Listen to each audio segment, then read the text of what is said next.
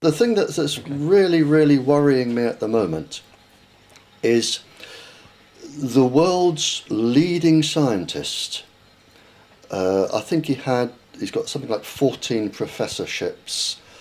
The world leading expert in microwave irradiation, Professor John Goldsmith. He was employed by the United States government and the World Health Organization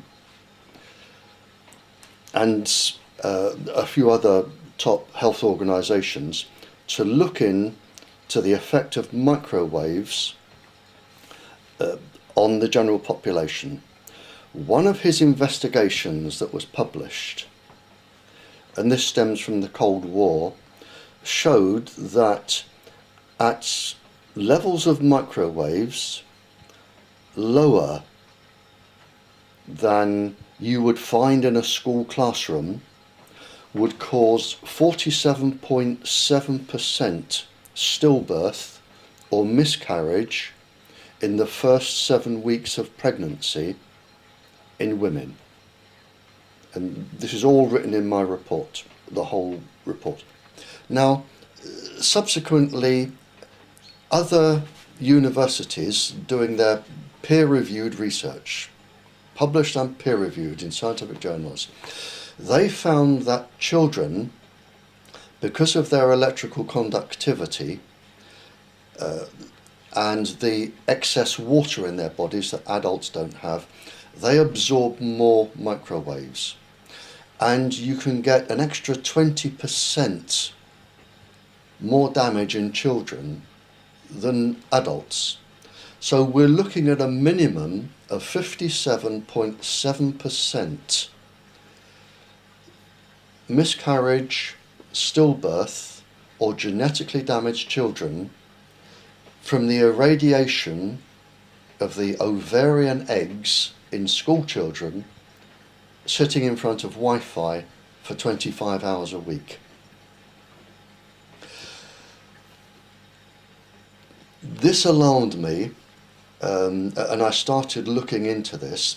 And last April, I had a phone call from the Irish Doctors Environmental Association. And they said, would you address our annual conference in Dublin?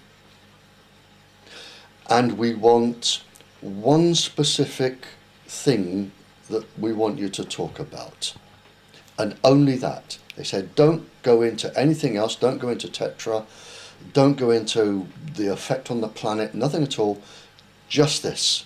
And I said, okay, what is it? And they said, we want you to talk about the effect of low-level microwave irradiation on the ovarian follicles of schoolgirls. And I said, fine, I can do that. I prepared my talk. I gave it on early Saturday afternoon in Dublin to the Irish doctors. They asked questions during the afternoon. They block booked a restaurant, and I was faced questions on this Saturday evening. They asked me to come back on the Sunday, and I had further questions just to do with this from the doctors. I had further questions from 11 o'clock Sunday morning to 4 o'clock Sunday afternoon, when I had to leave to come back to get my plane. So I was questioned all Saturday afternoon, Saturday evening, Sunday. I say this because with all the different disciplines, the research which I had stood its ground. Right. Within a week, I was asked to give a lecture at Brighton University to the professors, doctors, students, Brighton University. I decided to run the same lecture because I wanted another opinion. So I gave it to Brighton University, and I was heavily questioned there. And in fact, one of the doctors said, this actually complements my research. He said because in other mammalian species that don't have a 20-year generation gap that we have, he said in other mammalian species we're finding an over 60% miscarriage, stillbirth, genetically damaged problem in smaller mammalian species, you know, that reproduce every few years. I mean, it takes us 20 years for a generation, but with smaller generation gaps, he found it was over 60%, which falls right into my 57. And then following that, I was asked to talk to academics at a place called Tring, North London. There were some there from North London universities, some schools and other people, and I ran the same lecture again. And on all three occasions, in Tring, Brighton and the Irish doctors, they said, we must have this as a research report, and we want it referenced to the point where it is bomb-proof. And I said, okay. So when did I finish? April, May. I sat down in May to write the research report, which I sent you a copy. And it was published 1st of September here. But in it, I've shown that the government knew this before they put Wi-Fi into schools. They knew it was going to cause the birth defects which is going to cause in about 25 years' time. They knew that. They knew the power or the strength of the wave in the classroom was too high for school children. They knew that school children absorb more radiation than adults. So everything is known about this. So the government are deliberately causing harm to our children for no other reason than for somebody to make a lot of money and be in a position of power. No other reason. I sent a copy of my paper. I'll go back just one stage. I tried to contact my MP because I wanted to get this to the government and say, do you know the damage you're going to cause us in 25 to 35 years' time? It is going to put thalidomide into the shade. It's going to be much, much worse than thalidomide, much worse. My MP refuses to see me, Mel Stride. I spoke to his secretary, Dominic, and he hung up the phone on me. I wrote to the Parliamentary Ombudsman Service, and I have got a letter back here just today, and they said we cannot accept complaints concerning Parliament unless they come from your MP. And of course my MP won't see me. I wrote to the Prime Minister, number 10, and I've had a letter back saying that, and it's a very funny worded letter, the Prime Minister will be pleased for your request to see him concerning your report. I suspect the Prime Minister is being lied to. In my own gut feeling, I really believe the Prime Minister is being lied to. There are people in Parliament who are misleading the Prime Minister. And one of the questions I want to ask the Prime Minister, if I get to see him, if they honour their letter, one of the questions is, he is putting forward a very, very strong argument for us bombing Syria because they are using an illegal weapon on their children, namely gas. but it's an illegal weapon nevertheless. We are using a same stealth weapon on our children in this country. We are going to dwarf the casualties in Syria, dwarf them. A half of our children are going to be sick. The future of our children is going to be sick. In fact, over a half. And one of the things I want to say to the Prime Minister, if I get that far, is why shouldn't a superpower that has taken Wi-Fi out of its schools to protect the children, why shouldn't a superpower aim its missiles at England, use exactly the same words as the Prime Minister, saying, we are going to bomb your country because you are using a stealth weapon on children? There is absolutely no difference in that argument. Right. Barrie, I know the passion in that argument, and I'm going to say I agree with it. But just to ask a testing question. Go on, You've used the word deliberate. It is deliberate. Right, they have done it deliberately. They've put the microwaves into school. How can you be sure it's deliberate and not incompetence in the government system? Our scientists work with American scientists, and we have been developing stealth microwave weapons for, to my knowledge, the best part of 60 years. They've even been used by us and the Americans, and it's been documented. We used them on the Catholics in Northern Ireland. They were used on the women at Greenham Common. And I know that we have been developing them because I've been talking to people who've been developing them.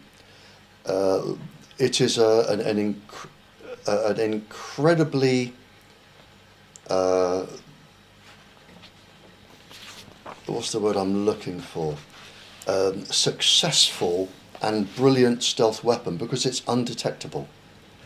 And in this report, in my report, which is free, I don't make any money, I work totally for free. I don't make it in my report, and anyone here can get a copy. I'll give you the title, and it's on the internet. If people think the government will not experiment or kill its own people for profit, I've listed probably a dozen experiments there where our scientists have experimented on our population for no other reason than their own personal interest or gain or whatever it is that they want to get from it. And to give you an example, in the 60s, when I was in the Navy, a report came around where they wanted 20,000 volunteers for flu injections. It was nothing to do with flu. It was the Ministry of Defence and Porton Down experimenting on all sorts of biological concoctions to see how they would affect young fit men. Military people and the police, hence Tetra, are brilliant for epidemiological studies because their health is monitored. You have their work timetable, their sleep programs, their food. They're brilliant. And they were prepared and did kill the best part of 20,000 loyal, innocent service personnel. And some of them, when you read the reports, they died the most miserable, painful death, almost like they had bubonic plague with boils and pain. And the few survivors, we have a process, you may be familiar with the term, it's called active denial. We have a process whereby English scientists and English, and I'm using the word English here because I can't attribute it to any of the other countries, English scientists and English civil servants, we have a very small group and they are above and outside the law of this land. They can decide to carry out an experiment on people. They can cause the death of these people, and they have done, and this is only one of 7 cases I've known in my lifetime to come up. And to date, not a single government scientist or single civil servant causing this has stood in the dock. And the reason is they have a program called active denial, whereby they take 50 years for this to come to court. And there's one in court now. And after 50 years, they use the same 3 excuses. The first thing they say is, everybody is dead, there really is nobody to charge. If that doesn't work, they say memories are impaired, therefore the evidence is not genuine. And if that fails, and it's just been thrown out in a case where we experimented on the genitals of the gentleman in the Congo 50 years ago, if the second one is thrown out, they come in and say, Official Secrets Act. None of our people will appear in the dock. And what this means is that there is a subgroup. There is a subgroup in this country of scientists and civil servants who are absolutely bomb-proof and outside the law. They have more protection than the Queen. They cannot be taken to court. And this is wrong. We shouldn't have people in this country who cannot be taken to court. And a good example now is Tetra. There are people dying from the frequency of Tetra now. Quite a lot of them. And of course you've produced another report recently on Tetra, which has been designed for the Public and Commercial Services Union. Absolutely. Yeah. So we've got this, and I forgot your original question, and I apologise, but it was to do with, this is the problem. We have people in our government and our, well, I suppose they're all governments, we have them, and they answer to nobody. They answer to nobody, because they have this active denial delay process whereby they can cause death. And the same was with the 20,000 servicemen. And I remember the document coming round because I volunteered for it. Well, I can reinforce what you're talking about here, because in the time that I was serving, the DCI's Defence Council instruction documents would come round regularly, advertising for volunteers for these experiments at Porton Down, and I've read about flu experiments, and of course they were enticing military personnel to do these experiments by very large pay cash bonuses. You got a cash bonus, you got a weekend in London, and I went to my officer and I said, look at this, sir, you know, a weekend in London. And he looked at me and he went, and he said, grow up, boy, grow up, and sent me away. Well, I can say that one gentleman said to me when I asked a question about it, he said, I wouldn't touch it with a barge pole because they're playing with some dangerous stuff. And I remember those words very clearly, which would have been back in the early 70s. But we have, and I know, and we're coming back to your original question, I know the government scientists also know the danger we are going to cause our school children. I know that they know. Right, so can I we'll just stick on this, because I think this is very, very important. Okay. Well, you've told us that there's active denial, how they set up to deny it when something's going wrong. But and we're talking about groups of scientists and civil servants who are effectively a law to themselves in the establishment. Bringing Wi-Fi into schools, acknowledging the dangers that you say have been flagged up by the World Health Organization and yourself and other people. we're talking about ministers being given information.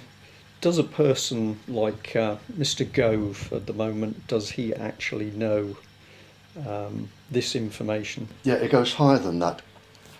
A lady bishop secured me a visit to see Nick Gibb, who was then the Minister for Schools. A doctor came with us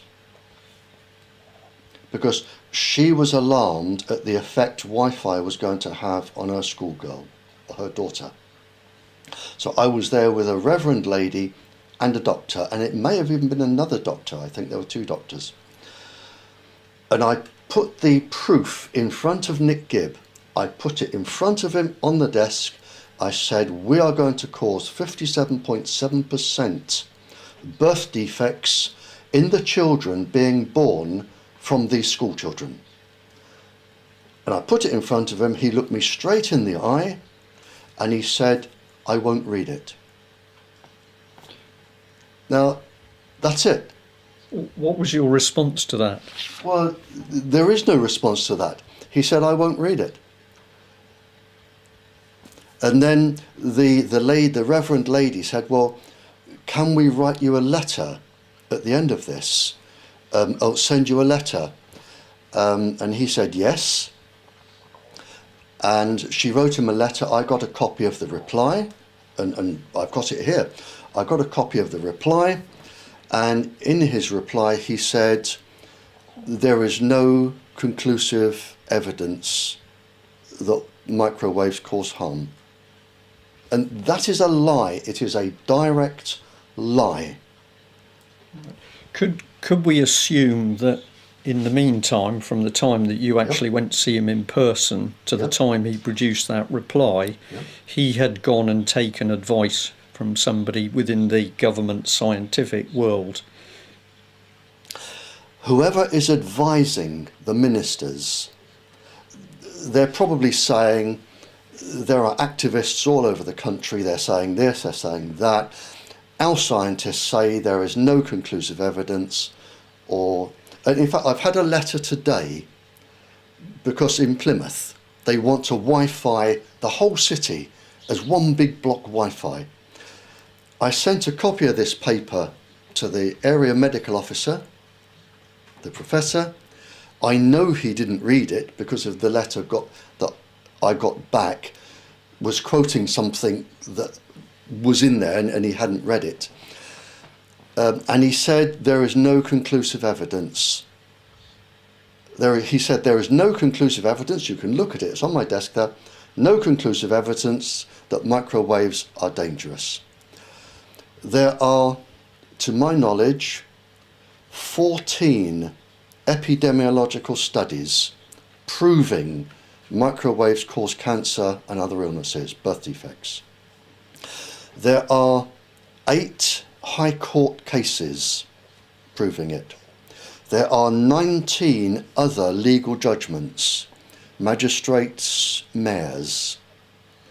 The industry themselves, in their own study, their own epidemiological study, they said this can cause cancer. There is a wealth of documentation. So he has been told a lie by the person he asked in government. There is somebody, and we're back to these people, there is somebody at the top who wants the whole country microwaved, is prepared in 20, 30 years' time to cause the ill effects that we're getting, and they are lying to the ministers. And I know the ministers are being lied to because I have the text. This has been brought up in Parliament twice, to my knowledge, and each time a minister has stood up and lied. And I know it's the same lie, so I know they're being fed a lie. Can I ask a question? Of course. Yeah. Why do you think it is, Barry, that whenever the policy seems to be, in the case of smoking and drinking and obesity, the policy seems to be for the precautionary principle that there's a possibility that this causes cancer, there's a possibility that you'll have a heart attack, therefore you may not smoke, you may not drink, you may not be obese. Why is it that they take that policy for those things and yet they seem to take the other policy for mobile phones and Wi-Fi and Tetra? There are two different reasons here. The first is just the phenomenal amount of money they're getting in every day. It is phenomenal. And if they run it for, let's say, another 10 years, and they get another however many £100 billion or whatever it is, it's probably worth it for the deaths that we're going to have. So you've got the money aspect. You've got the power that comes with the money. You have the military and the secret services, mainly the secret services. What people don't realise is that every single time they push a button on Wi-Fi, their cell phones, every single time, up to 40 countries are logging this. The Americans are storing it on their computer. They can tell exactly where you are, what you're saying, where you're going, and our MI5 and our MI6, this is a dream to them. Even if your phone is off, totally off, it can be activated these days to still listen to where you are. They can listen to the conversations. If it's got one of those camera things, they can see who you're talking to. It is a perfect spy device, and they can watch everybody in the country that has got one, everybody, and listen to them, know where they are. Now, this has obviously security benefits. It also has blackmailable opportunities. And there's one thing I know quite a lot about, and it's spies.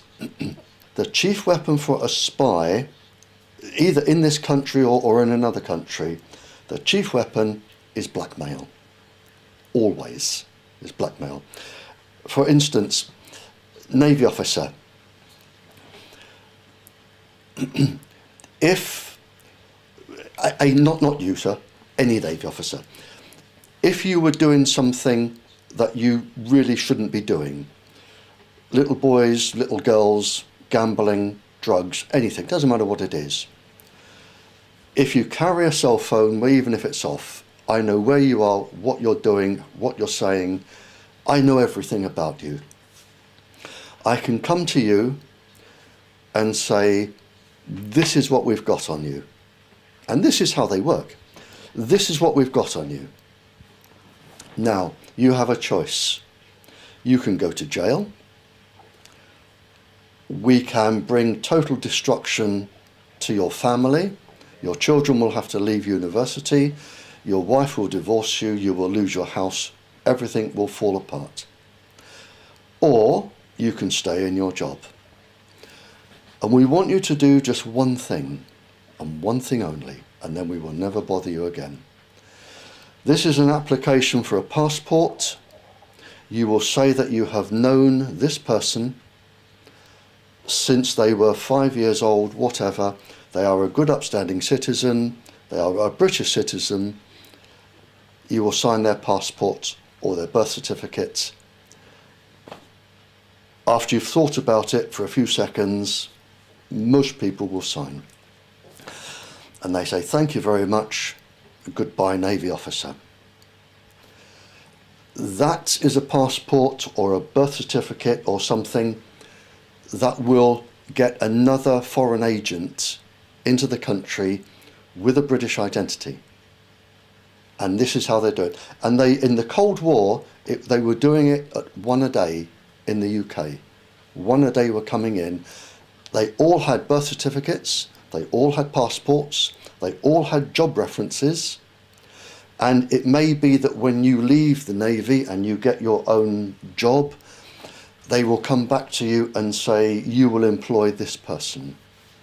Right. So your main point on this is that it's, aside from the money coming in from the technology, the microwave Yep. technology that allows all this to happen, Mhm. it's the power that you are actually giving the state. Oh yeah. So the state doesn't care about the bodies, because if they can listen Yeah. and snoop on each individual, Yeah, it's absolutely. worth the deaths It's that worth result. the deaths. Yeah, I mean the benefits outweigh the risks. What they haven't realised, they haven't read their own papers. I don't think they realise that 57.7% of our children are going to have stillbirths or miscarriages or genetically damaged children. But that's 25 years down the line. If you think about it, prime ministers come and go sometimes every 4 years. Ministers can come and go in a couple of months. The people who are doing this are permanent. They have to be permanent. And they have to be incredibly well established, almost like an exclusive boys' club. They will be well established, they will all know each other, and all they have to do, because when prime ministers come and go, they need advice. The ministers need advice. And it is who these people go to for their advice, who they have a 50-year career in the civil service. They will be unbendable. And prime ministers, and the fact prime ministers come and go, it plays into their hands, because they're not there long enough to investigate them. You know, you come, you're incredibly busy for 4 years, you start a war or something, and you go. You don't have time to look into this. And so it's just probably an exclusive boys' club there. Right. If we just come back onto the technical matters, microwaves get used for different purposes. So we might have straightforward telephone communications, Yep. or we could satellite communications, Yep. or we've increasingly got people that want to communicate on the move. Yep. Is there any difference in the risks for various microwave transmissions? Take a cell phone mast, for example, which a lot of people have been very unhappy that they're springing up all over the place. If you had to categorise the risks, is there a spread of the dangers of the type of microwave radiation, or the way it's the aerial type, or the way it's focused? Or do you say all microwave is dangerous? Well, all microwaves are dangerous, but it's in fact an incredibly good question. All microwaves are dangerous, but there is, oddly enough, the less you receive, the more dangerous it is.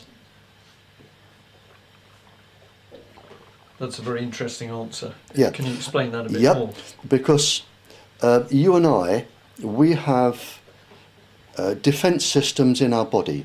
We have it's called protein 53, which is a cellular process that defends us against radiation. We evolved with it when we were cave people against electric storms. We have something called a nuclear core complex in the body, which again protects us against radiation.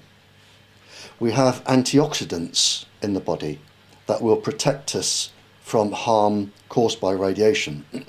So if you have a big waft of microwaves coming in, your body knows it's in trouble, it recognises the radiation.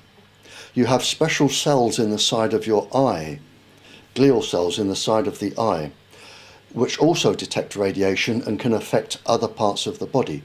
So we have a defense mechanism. Children don't have this.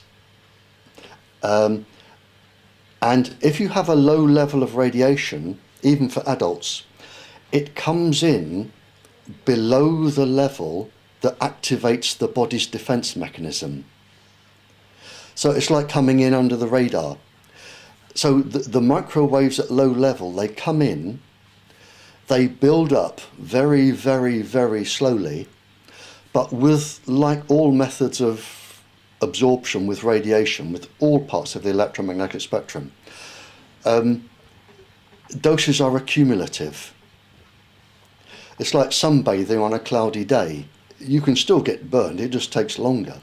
Doses are accumulative, so it's like a slow-growing cancer. So by the time you realise you've got it, the damage is done and it's too late. So low level is more dangerous than high, for a start, and this is Wi-Fi in a classroom. The next thing is there is an order, because you have to be a certain multiple of the wavelength to absorb more, which is resonance, as you will understand, sir, being a Navy officer. So the most at risk is in fact the embryo, because it can absorb more radiation because it resonates more from the wavelength. Then you have infants, and then you have sort of children, then pregnant women, the elderly, the sick people, and finally healthy fit young men. There is an order, and if you look at the epidemiological studies, and they're published, you will always see, and our government have published this, and so has the Americans, so has the World Health Organization. When you look at the lists, it is always the embryo, infants, children, pregnant women, other women, you know. Right. The list always follows the same course. So we're talking in general terms about a very scientific subject. Yep. Can you tell us about your qualifications to be talking on this subject? What is your experience and what are your qualifications? Yeah, and I'm glad you asked that. I trained from 1960 microwaves in the Royal Navy, and I studied all aspects of microwave technology.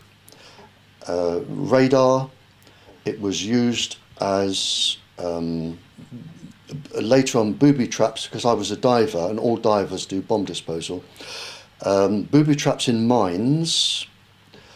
I studied harmful effects, because if you in the Navy, you don't just look at radar screens, you service the equipment, you study the dangers of getting yourself exposed.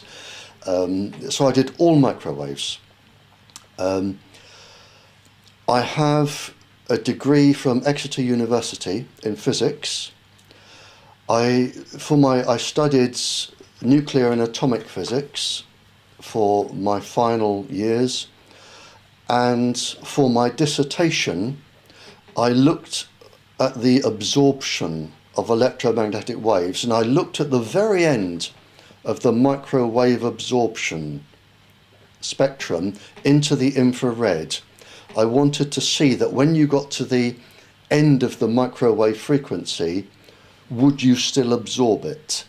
And that was my dissertation.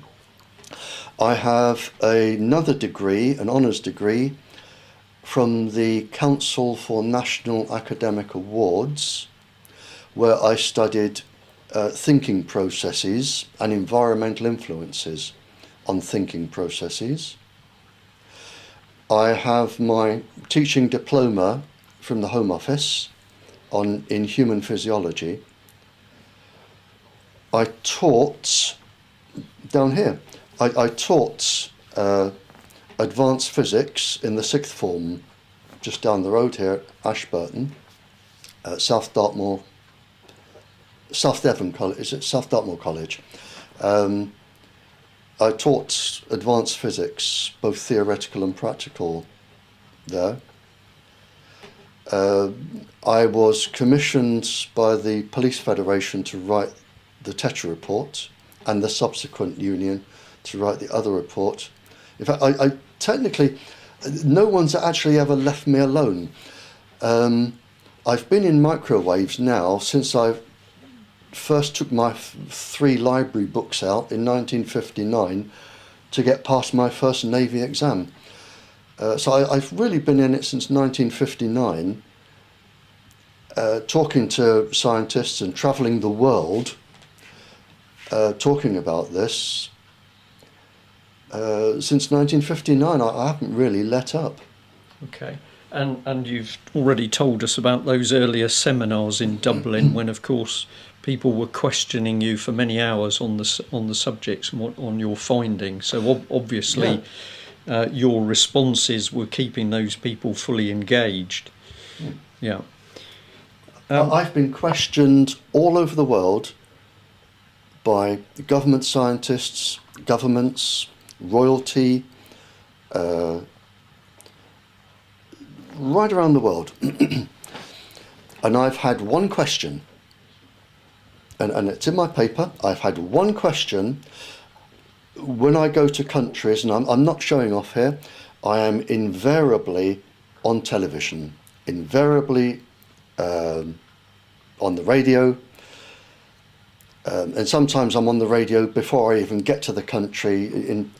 I'm off to America soon to do a lecture with a professor from Washington University, and I'm doing a radio broadcast in 2 weeks' time prior to me going. And I have one question in every country, and that is, I wish to be humiliated live on television with somebody from the government or the industry with their extent of their knowledge on microwave irradiation. And I have one question, and my question is, what is the safe level of microwave irradiation for the ovarian follicles in a school child? That's it. So you've got a child, Wi-Fi, sitting down, 25 hours a week, zonk, straight through the ovarian follicles, which are going to be her children. What is the safe level? And to date, in 17 years, not a single person will face me live, on television, on radio, anywhere, and give me that level. Isn't it interesting that if you look at what's happening with the academy schools, which of course both governments have been bringing in rapidly, if you look at the programs for those schools, increasingly they're talking about the need in the school environment to go for a Wi-Fi environment. Oh, yeah. And many of them are saying that instead of having a set classroom type education, that as long as each child has his or her own laptop, then the education process will be wherever the child is. So what's coming into my mind as you're talking is, of course, that means that you're not just going to have a child going into a classroom where there'll be a laptop, but that laptop is going to be with them, whatever it is, 12 hours a day, 18 hours a day. And they'll take it home for homework. Yes. But there is absolute proof in this report, and it was the Irish doctors that asked me to write this, and they wanted it bomb-proof. There is absolute proof there that the government knows, because I've referenced them. I've referenced what the government have said. They know it's going to cause this. And if I just bring you back a little bit, because I know that in your early days you were looking at microwave being used as a weapon. Yeah, absolutely. And just before we started the interview, you touched on the fact that an example which is relatively recent was the Soviet embassy, as it was bombarding the American embassy with microwaves. Yeah. What can you tell us about that sort of use as microwaves as a weapon? Well, this is where it really started. The Russians wanted to listen to what the Americans were talking about in the embassy in Moscow. And they couldn't put a listening device in because the Americans would detect it. They wanted a listening device that they could activate from a distance when the Americans were talking. And they presented the Americans with a big carving that went behind the desk of the ambassador. The carving had a device in it that when you beamed microwaves to the device, it absorbed the energy, worked like a capacitor, transmitted the speech, but as soon as they turned off the source of microwaves, it stopped working. So when the Americans came in and tested for transmissions, they got nothing. So it was deemed safe. And so for, I don't know, quite a few years, I mean years and years and years, they beamed the microwaves into the embassy to listen to this conversation. So the Americans, but then they found that the Americans were going down with the women, miscarriages, stillbirths, breast cancers. The ambassadors kept getting leukemia. They found all these illnesses. And in the end, the Americans twigged that the microwaves coming in were causing the illnesses. But instead of stopping it, they then allowed their own people to be microwaved, and not for the first time, so they could study it with the dose. Then, when it was realised what was going on, they produced a false report saying microwaves were harmless. They then produced a second report that said we're fractionally above the national average for cancers and miscarriages. And then the third report was when Goldsmith stepped in, and he was employed by the World Health Organization and the Americans and everybody to do the thorough report. And he's the one that said, of the microwaved women, 47.7% had miscarriage in the first 7 weeks of pregnancy. And the levels were lower there than you get in a classroom, lower. Right. But it's not just the microwaves. Then, and during my time, and answering your question, it was, they found they could put pulses in the microwaves, or modulations. And the modulations could interfere with the natural brain waves, called entrainment. And they found that when you entrained a brain for causing aggression or whatever, when you entrained a brain, the effect could last up to 6 weeks. And we're talking severe aggression, severe sexual aggression, total and absolute despondency, hopelessness, suicidal tendencies. And if you get the right frequency, you can cause cancer. You can cause heart failure. Now, I have a list, and I'll happily give you a copy.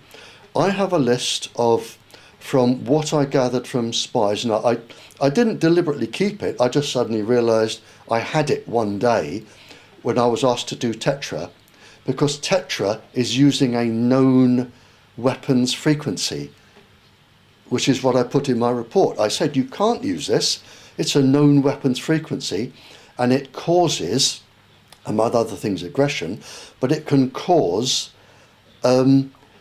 you not to work properly in a moment of crises. It causes confusion and sort of hopelessness. And you have pointed out incidents where police have acted in this unpredictable, aggressive way as a result of exposure to Absolutely. Tetra. And I'll give you a copy if you want it. When an officer was charged with murder,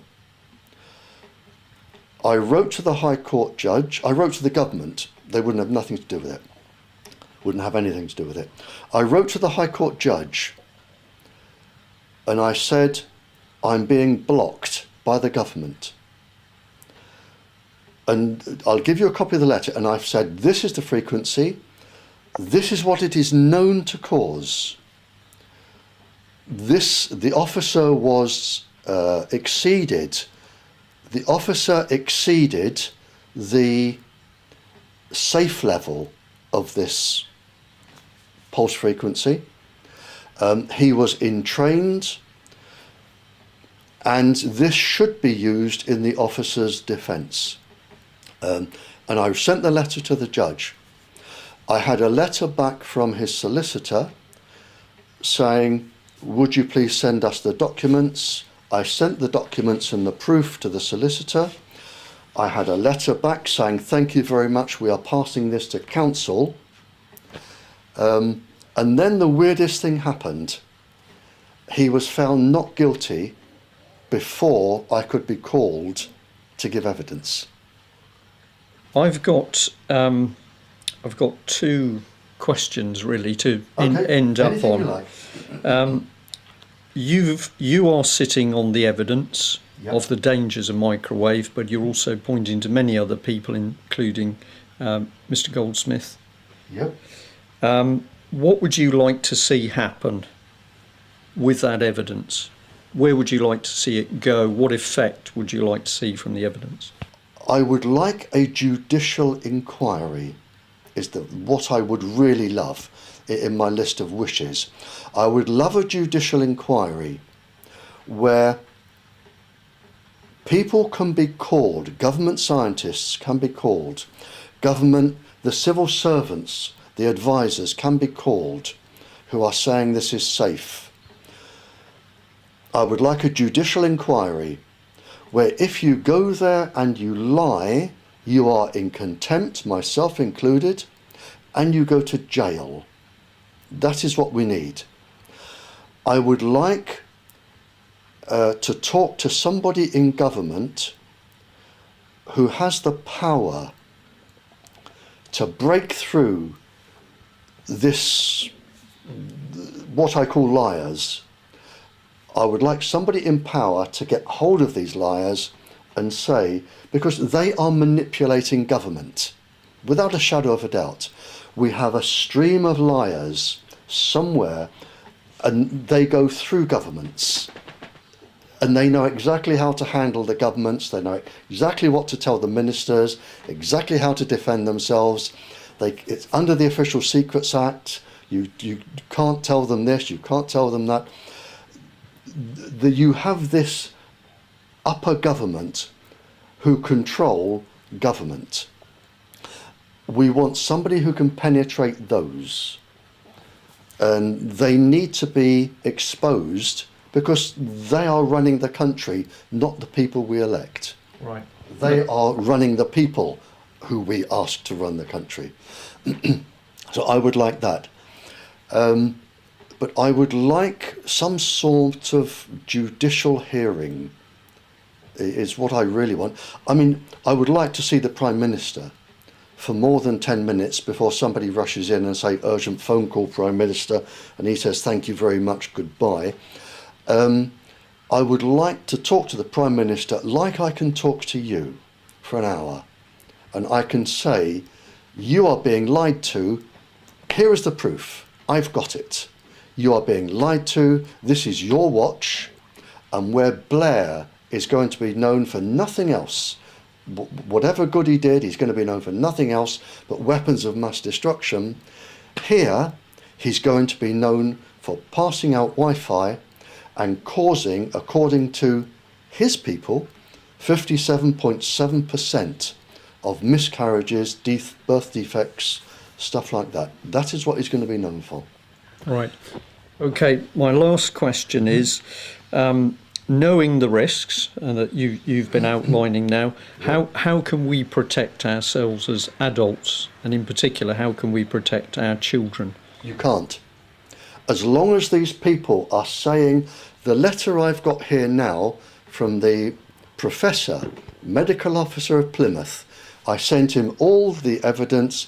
He hasn't read it. I know he hasn't read it by his reply. He asked the government say there is no convincing evidence. They are lying. He is believing the government. So until we can stop people lying to medical officers in charge of cities, because he won't take my word above the government. And you can look at his letter, you can photograph it. Until we can stop the people in government lying to ministers area health officers, area medical officers, the Prime Minister, the people who are continually asked, until we can stop the people lying to them, you can do nothing. Because if you go to your MP, he will go to somebody who will be a minister, the minister will have been lied to, he tells the MP, you get it back, the government scientists say it's safe. I'm not going to name names, and if you think I'm lying, then you must just not believe me. But I have represented several millionaires, parents worried about their children, even 2, if not 3, billionaires. And one billionaire said to me, I am going to take this to court. Brilliant. I have the evidence. I can get scientists from around the world. We will smash this ring now. Went out, legal letter to the industry. The reply, and this isn't the only reply that has been like this, take us to court. Please do. Our part of the trial will be 3 years by the time we've called all of our witnesses. Court is £100,000 a day. 3 years. Then there's your part of the trial. So you've covered a lot of ground with this. We've been taken through the risks. I know that there's a lot more information in your head, not only on this subject, but also this business about how higher power levels in the government control people, control senior ministers, senior civil servants. And we know these people are dangerous because you are telling us, and we know from other examples, that they're prepared to lie and put people's lives in danger. We hope very much that we can come back and have a talk with you about that side of the subject, and also bring out a little bit of your other experience in some of these more mysterious areas of working for the ministry, as we'll say. So we look forward to coming back, and we'll be very interested to see what the effect of our interview this afternoon is going to be on our viewers and listeners. And of course, you've given us a very, very interesting local aspect by pointing out that Plymouth is attempting to become a complete Wi-Fi city, even though you've made the risks known to the local health officer. So we'll stay on the case. Thank you very much.